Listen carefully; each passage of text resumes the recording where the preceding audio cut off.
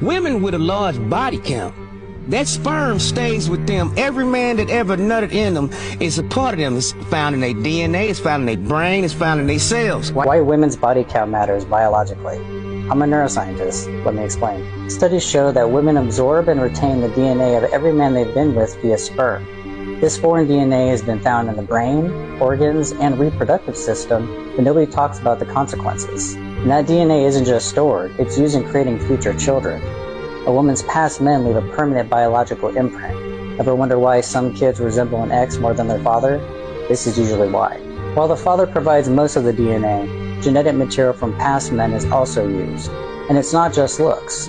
Physical and mental disorders can be passed down as well. The more men a woman has been with, the higher the risk of negative mutations in her future children. So ladies, your past doesn't disappear. Every man leaves a mark on your body and your future children.